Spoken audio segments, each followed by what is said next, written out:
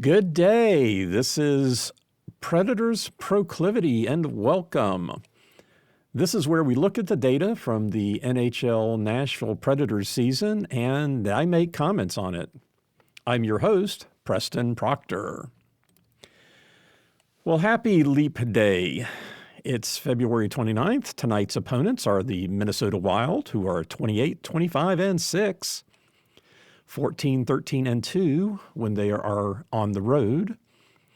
They have 62 points, 6 points out of a wild card spot with one game in hand behind the Preds. They lost to Carolina Tuesday night at home, 3-2. Both of their goals were in the first. This is after winning their last two on the road against Edmonton and Seattle.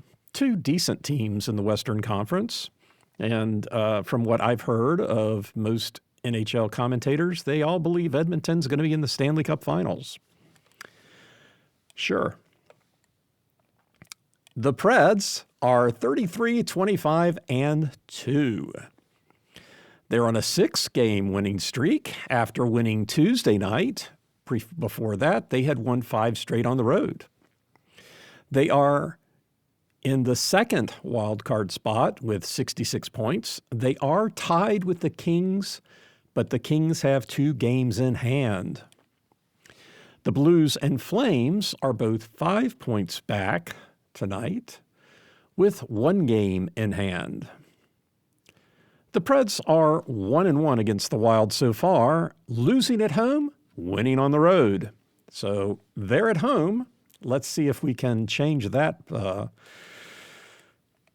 pattern.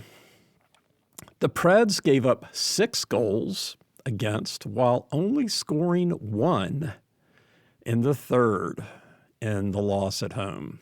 In their win, they did not get the first goal as Minnesota scored in the second.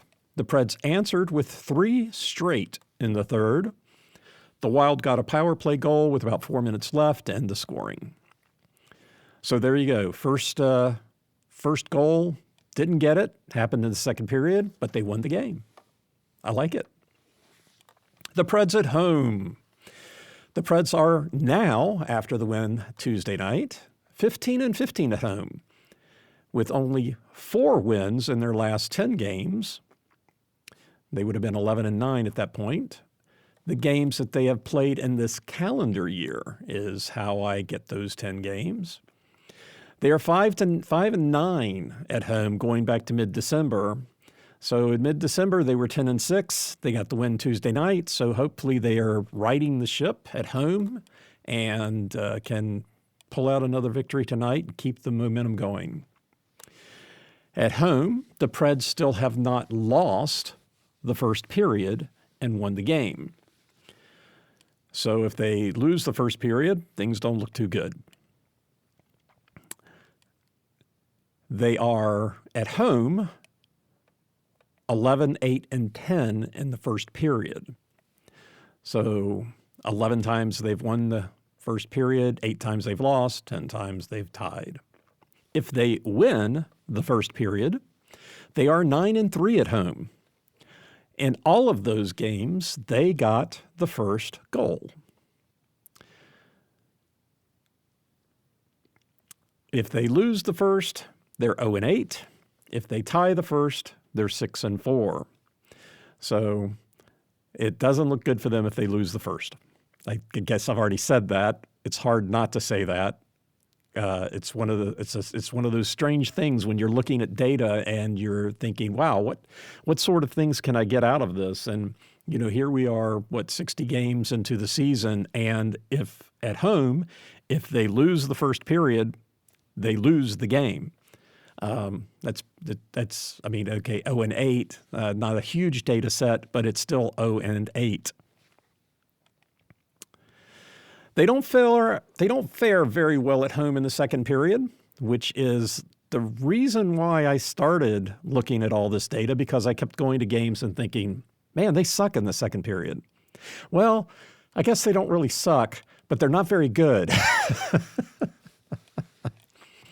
overall, in the second period, they're 7-13-10, which means they win the second period 7 times, lose it 13, and tie at 10.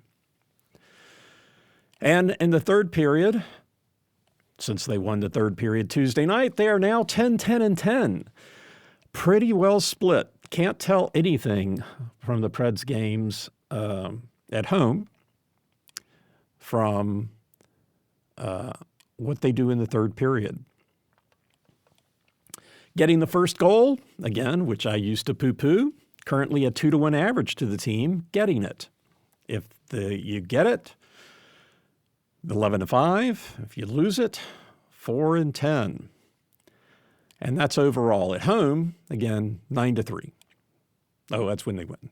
So winning 2-1 advantage. So last Tuesday night, they got the first goal, which is great. So that gave them a 2-1 advantage, a 67% chance, given historical data, that they were going to win the game. They won the first period, which 9-3, winning the first period. So there you go. Get the first goal, win the first period, and you can pretty much write off the win. The other stat to note, which I was commenting on Tuesday night when I was at the game, is that if they win 2 periods, they're also fairly well assured of winning the game. That's on the road or at home.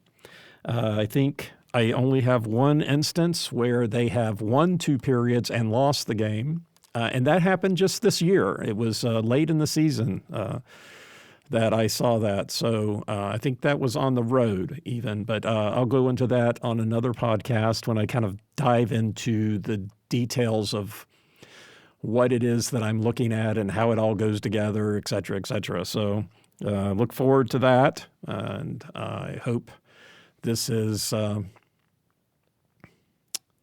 interesting to you. I find it fascinating. I can't lie.